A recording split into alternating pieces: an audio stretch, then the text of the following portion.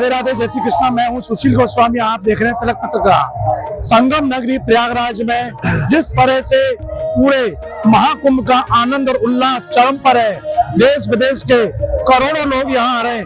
अगर आज तक की बात करूं मैं तो लगभग 11.5 करोड़ लोग संगम में डुबकी लगा के जा चुके हैं और अभी ऐसे ही करोड़ों लोगों का आना बाकी है। और पूरे संगम में केवल डुबकी ही नहीं है, यहाँ त्रिवेणी गंगा यमुना सरस्वती के साथ साथ यहाँ पर आप देख रहे हैं कि आध्यात्म की त्रिवेणी बह रही है। यहाँ कला, संस्कृति, ज्ञान, भक्ति, वैराग सब का संगम है। अलग अलग शिविरों में कहीं राम कथा, कहीं श्रीमद् भागवत कथा, कहीं हवन हो रहे हैं, कहीं अनुष्ठान हो रहे हैं। तो आइए आज हम आपको सेक्टर 16 में ले चलते हैं और वहाँ के पंडालों में दिखाते हैं किस तरह के आयोजन हो रहे हैं।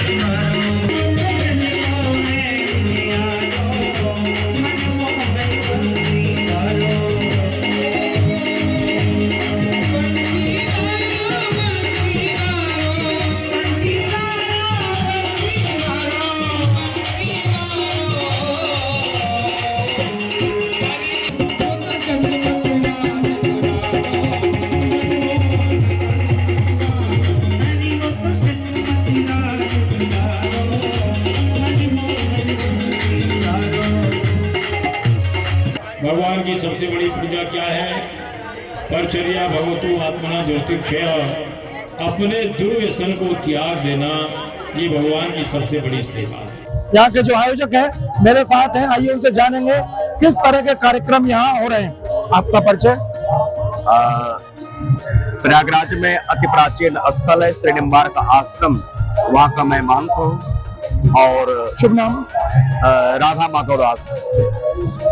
ये राधा माधव दास जी प्रयागराज में संगम है और एक तरह से हम कह सकते हैं कि आप यहाँ के मेजबान हैं, आयोजक हैं कि आपकी भूमि पर यह आयोजन है। तो किस तरह के आपके इस नजारे को देख रहे हैं, पूरे कुंभ को किस दृष्टि से देख रहे हो आप?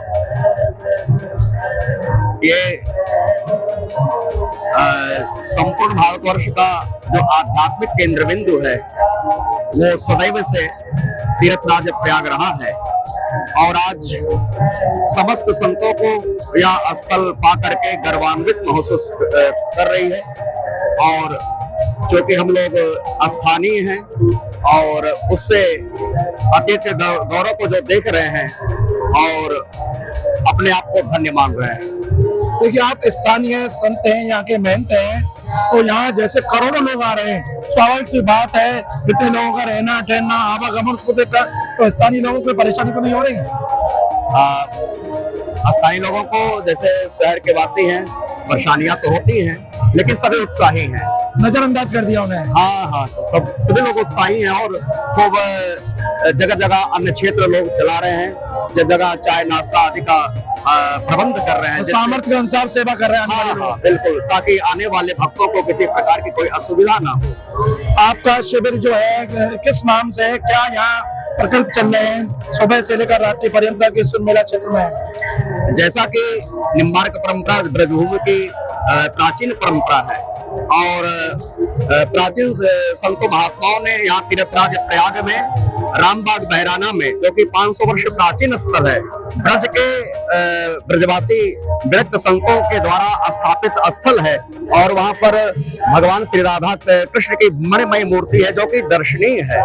और उसी स्थान का ये श्री निम्बार्क आश्रम शिविर लगा हुआ है, जहाँ पर कि सभी बरसाना, वृंदावन, गोवर्धन, नंदगांव से सभी ब्रजवासी पधारे हैं और हम अपने आप को धन्य मान रहे हैं। और यहाँ क्या क्या धार्मिक आयोजन कर रहे हैं आप? पौष पूर्णिमा से यह शिविर स्थापित हुआ है और इस बार माघ मास जिस दिन प्रारंभ हुआ उसी दिन मकर राशि में सूर्य प्रवेश किए। माघ मकर रविगत जब हुई, तीर्थ पते आव सब कोई।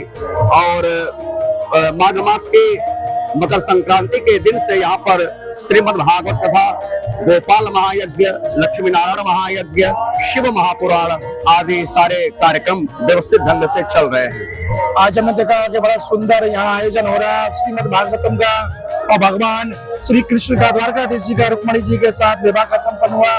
तो ये किनके द्वारा श्रवण कराई जा रही है?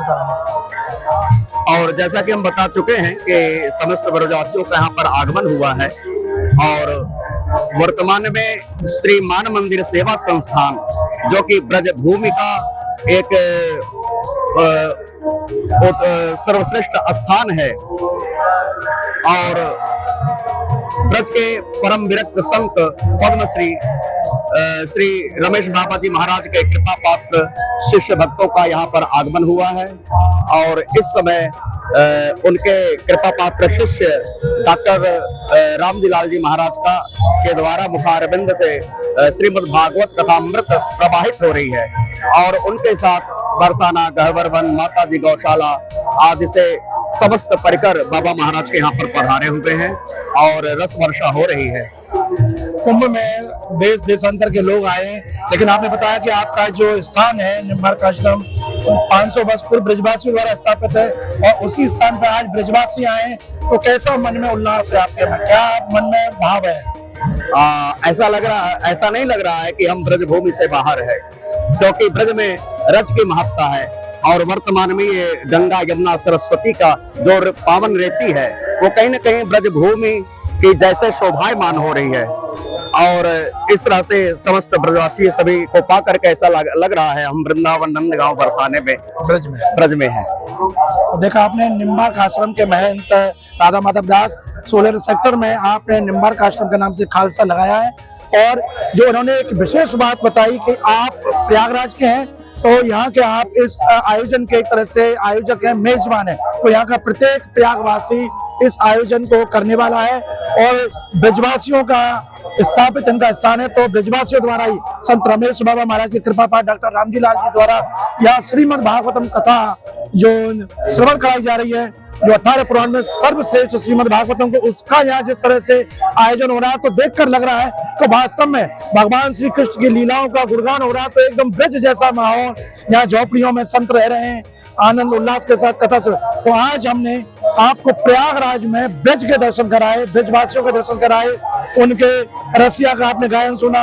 हमारे साथ ब्रजवासी जी हैं जो बड़े सुंदर कंठ से वो यहाँ रसिया सुना रहे हैं, उनके सुपुत्र वादन कर रहे हैं। तो ये सब ब्रजवासी गण यहाँ खड़े हुए हैं, और इनके मुख से भगवान श्री कृष्ण की कथा प्रयागराज में, तो ये भी इसको भी हम एक तरह से संगम कह सकते हैं। जैसे ब्रज से कल बहती हुई आई यमुना ने प्रयागराज में आकर गंगा में मिलन किया, तो ऐसे ही ब्रज की जो लोक संस्कृति है, जो वहाँ के भक्ति के जो अणु है, वो यहाँ प्रयागराज में आकर गंगा में आकर मिले, तो उसका सांस्कृतिक मिलन आज हमने तिलक पत्रिका के माध्यम से दिखाया।